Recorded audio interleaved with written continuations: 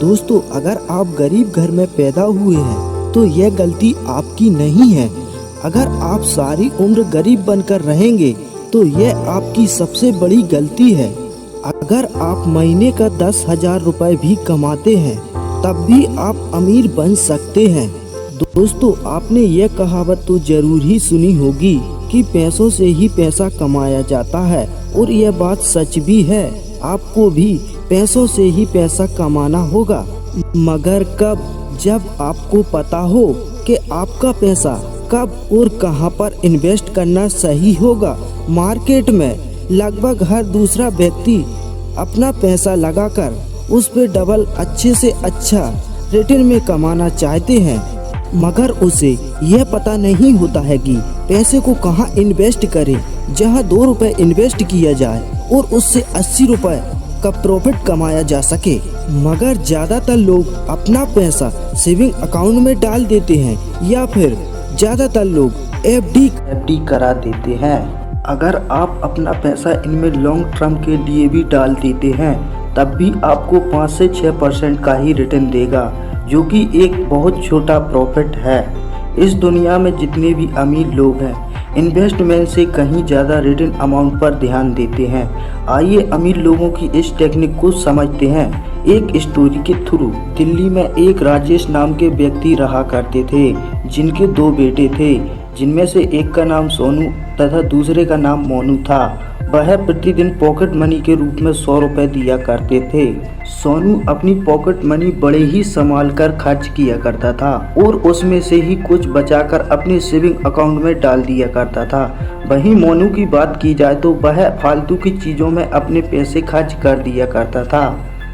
यह सब देखकर उनके पिता राजेश ने डिसाइड किया कि वे अपने दोनों बेटों को मनी का सही यूज करना सिखाएंगे।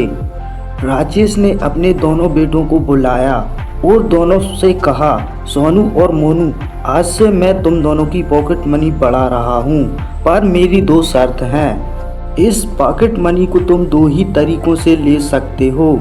पहला तरीका यह है कि तुम मुझसे हर महीने 1,000 रुपये ले जाओ। वहीं दूसरी तरफ पहले महीने तुमको 10 रुपये दिए जाएंगे, दूसरे महीने 20 रुपये दिए जाएंगे, तीसरे महीने 40 रुपये दिए जाएंगे। यानी कि हर महीने तुम्हें डबल करके पैसा दिया जाएगा। सोनू और मोनू दोनों ही अपने पिता की शर्त को मान गए। दोनों भाइयों में सोनू थोड़ा समझदार था, इसलिए उसने डिसाइड किया कि वो दूसरे तरीके से पॉकेट मनी लेगा। पहले महीने 10 रुपये, अगले महीने 20 रुपये और अगले महीने 40 रुपये, इस तरीके से पॉकेट मनी लेगा। और वहीं मोनू की बात की जाए तो उसने कहा, कहाँ की झंझट, 10, 20, 40 ऐसे करके मैं कब तक पैसा लूँगा, इसलिए मैं हर महीने 1,000 रुपये की पॉकेट मनी लूँगा। राजेश अपने दोनों बेटों की बातों से सहमत हो गए और ठीक वैसा ही किया।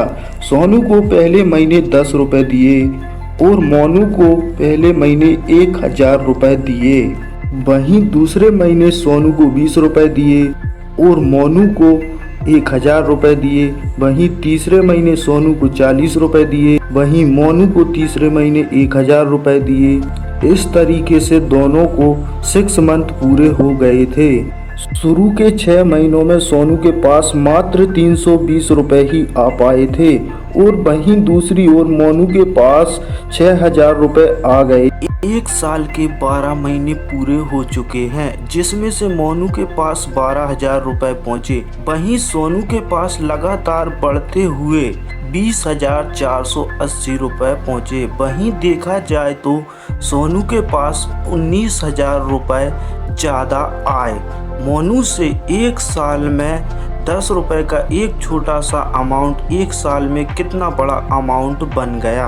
यदि यही अमाउंट 1 साल की जगह 3 साल का होता तो आपको लाखों में देखने के लिए मिलता, और इसी को कंपाउंडिंग कहते हैं। कंपाउंडिंग के इन्वेस्टमेंट के शुरू में भले ही आपको प्रॉफिट कम हो, कितना बड़ा अमाउंट बन गया। जो इंसान कंपाउंडिंग के लॉन्ग टर्म में रुकता है, सबसे बड़ा इन्वेस्टमेंट रिटर्न मिलता है, जिस पर विश्वास करना मुश्किल होता है। इस इसलिए तो कंपाउंडिंग को दुनिया के महान वैज्ञानिक अल्बर्ट आइंस्टीन ने दुनिया का 8वां अजूबा बताया है।